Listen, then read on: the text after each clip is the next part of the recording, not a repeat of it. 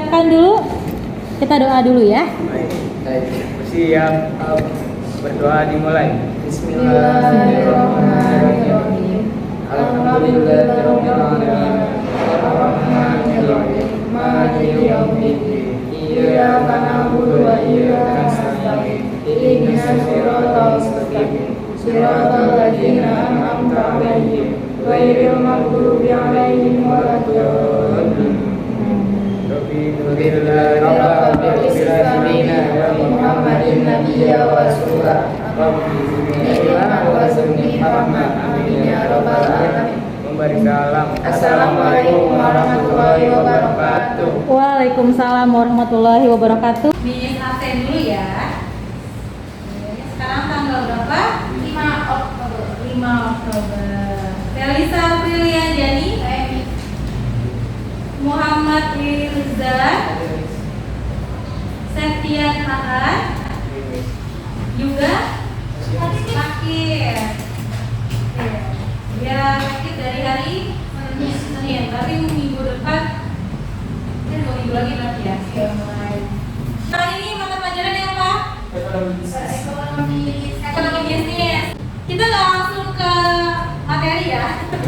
Jadi Mirza pengen kalian untuk menjawab pertanyaan di ice breaking ya, yang tepuk tangan atau pijat temennya ya. Ada yang boleh? Kamu Rin ya. Oke. Jadi Miss ingin menguji kalian, memberikan wajah-wajah ekonomi ya, tokoh ekonomi ke kalian. Sip. Teknisnya kalian nanti langsung tunjuk tangan. Ketika kalian tahu ini tuh siapa namanya, dan kalian langsung maju ke depan untuk menuliskan. Tokoh ekonominya itu yang pakai kacamata. Ya, tahu siapa beliau? Coba. Samuel. Boleh ditulis, Felisa.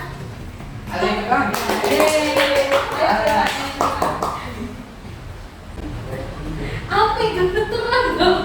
Makasih Felisa. Udah, oke. Samuel kan dia punya teori apa? Teori tentang konsumen dapat memilih sendiri sumber daya. Sumber dayanya. Dan sumber daya di sini berarti apa yang ada atau yang dimiliki oleh konsumen. Kira-kira yang dimiliki konsumen apa untuk mendapatkan barang? Uang atau disebut dengan pendapatan. Oke, bagus Elisa. 1 poin ya. Nanti pasti dapat reward ya. Terus siapa lagi ya? Oh ini. Mirza. Oke. Mirza. Oh ada sih. Ya. Boleh tulis namanya. Batuk. Jangan minum air dingin kalau udah batuk. Siapa namanya? Adam Smith. Dia teorinya tentang apa ya, Mirza? Ekonomi klasik. Berarti identik dengan apa? Zaman dulu, karena klasik ya, klasikal. Berarti Bapak Adam Smith itu Bapak ekonomi kita yang pertama ya. Dan sekarang ekonomi itu sudah berkembang jadi ekonomi modern. Yang terakhir, buat Aan deh. Aan tadi jawabin. Ini siapa? Bapak David Ricardo. Oke, boleh dituliskan. Seperti apa tulisannya? Iya. Binis seperti itu.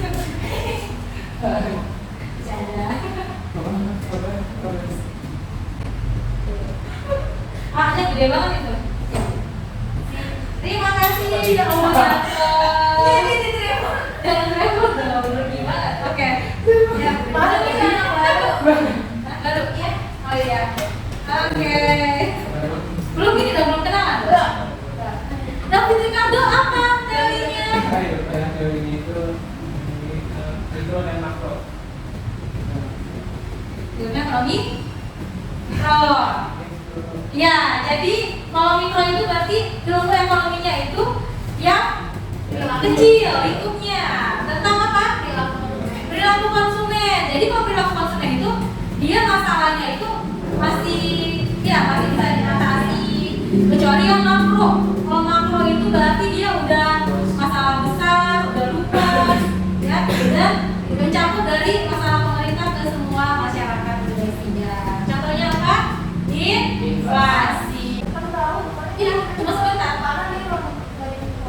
Ya. Ya. Oke, mungkin 3 dulu saja ya. Nanti ini selanjutnya buat minggu depan. Jadi sebenarnya Miss ingin kalian tuh tahu teori-teori yang kita pelajari itu wajahnya beliau seperti apa, dan bahkan kita bisa lebih tahu teorinya tentang apa, bahkan sampai ke biografinya. Ya, jadi siapa tahu nanti kalian udah menyusul dari kali.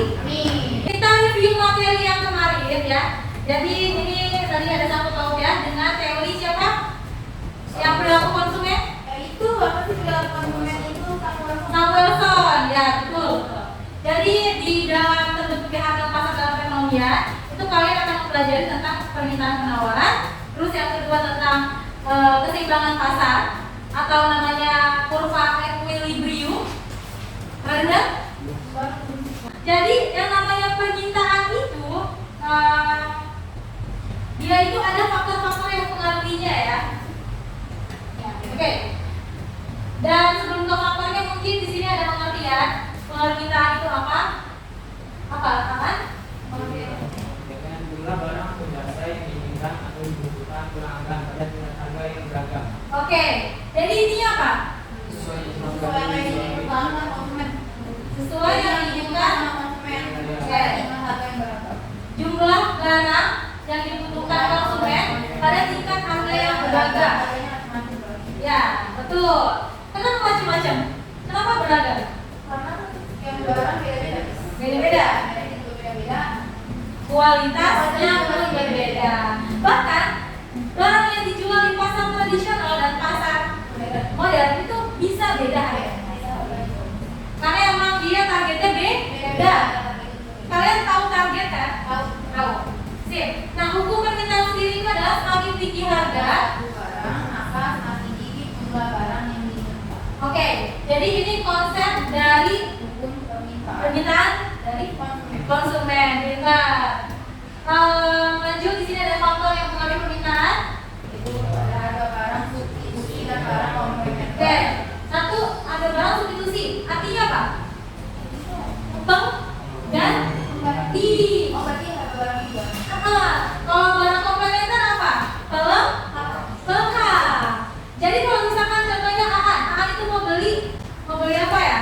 Mau beli kado buat Felisa misalkan.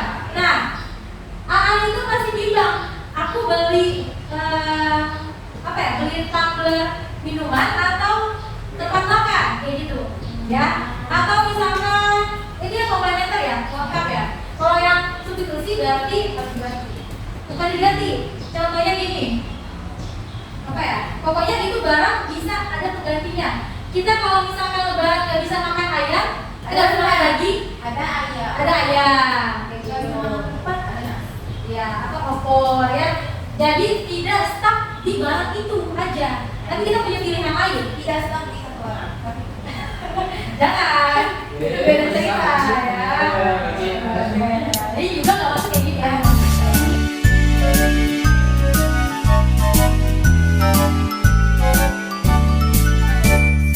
Selamat pagi ibu guruku kesayanganku. Selamat pagi teman-temanku. Apa Sekarang kita tes tulisan dulu ya, Felisa. Dan tadi kami sudah jelaskan materi terbentuknya harga keseimbangan pasar. Jadi untuk pertanyaan pertama, menurut kamu pasar itu apa sih? pasar itu yaitu tempat di mana terjadinya antara pembeli dan penjual bertemu. Oke, mereka bertemu dan apa yang dilakukan? Mereka jadi di pasar itu pembeli dan penjual itu terjadilah tawar menawar antara pembeli dan penjual. Tawar menawar barang dan jasa. Setelah tawar menawar, ada apa? Itu adalah harga hasil kesepakatan. Oke, jadi ada harga kesepakatan yang sudah disepakati atau ditentukan pihak penjual. Kamu lebih pilih harga yang mahal tapi berkualitas atau murah tapi kurang berkualitas? Harga mahal tapi berkualitas. Oke, berarti Felisa itu adalah pembeli super marginal ya? Super marginal tadi apa? Itu pembeli dengan kemampuan harga. di atas harga biasa. Terima kasih Belisa. Oke Erza, sekarang kita tes lisan dan untuk kamu pertanyaannya adalah tolong sebutkan syarat-syarat dari kegiatan jual beli di pasar. Kalau kegiatan jual beli di pasar itu ada yang pertama adanya penjual dan pembeli. Nah, yang kedua itu adanya pembeli. Yang ketiga adanya barang atau jasa yang diperjualbelikan. Dan yang terakhir itu ada kesepakatan antara penjual dan pembeli. Oke, Miss tanya lagi ya. Jadi apakah seorang pengusaha atau yang memiliki usaha harus menyewa tempat usaha untuk berjualan atau bisa di rumah? Kalau untuk zaman sekarang kan banyak online shop, jadi Iya. kita nggak perlu ada tempat untuk berjualan. Di rumah pun kita bisa dengan cara online shop itu. Kayak video tentang barang atau jasa yang diperjualbelikan itu. Oke, berarti lebih apa? Lebih praktis sekarang. Yes. Oke, sip. Terima kasih, Irza. Lanjut ya, kita tes lisan untuk materi terbentuknya harga keseimbangan pasar. Tolong jelaskan bagaimana fungsi distribusi dan fungsi promosi untuk untuk kegiatan di pasar. Itu dia menyalurkan barang dan jasa. Menyalurkan barang dan jasa. Menyalurkannya itu bisa lewat apa?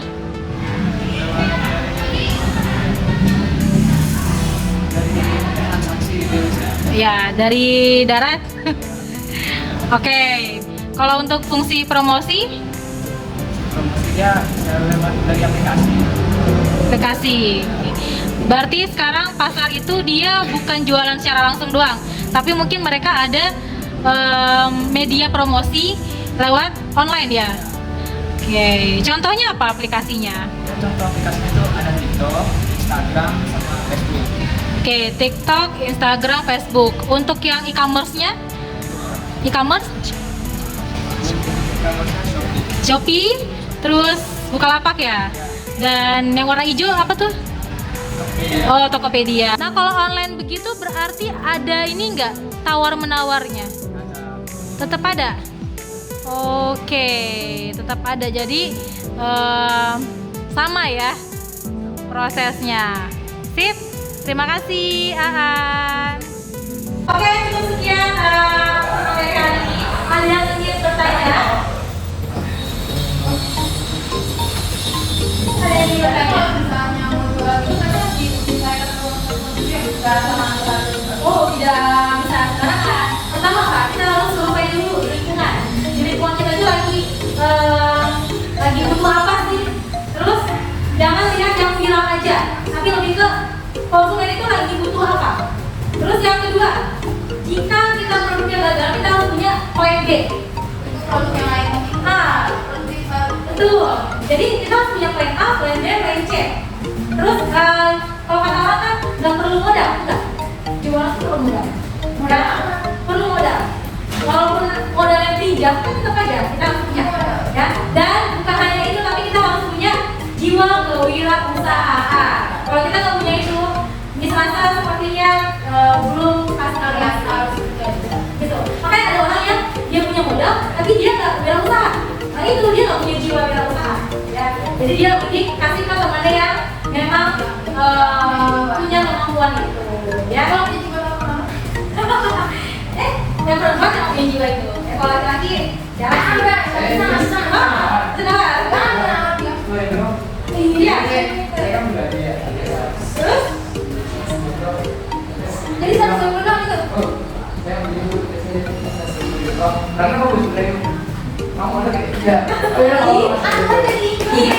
Kenapa di 100? 90. 130 kamu tawarnya 90. enggak jadi itu kalau kan 95. Ini teori Ada orang spesial Iya, kalau 30 dibagi 2. Kamu tawar segitu dulu baru dapat 75 lah ya. Kalau nggak 80 enak dari kita itu. nih, dari 80 nggak bisa. Nanti naik ke 90 nggak bisa. Naik ke 100 udah kamu bertahan di 100. Satu saja kalau misalnya ada 95. Pesan saja. Jadi, saya bagus sekali.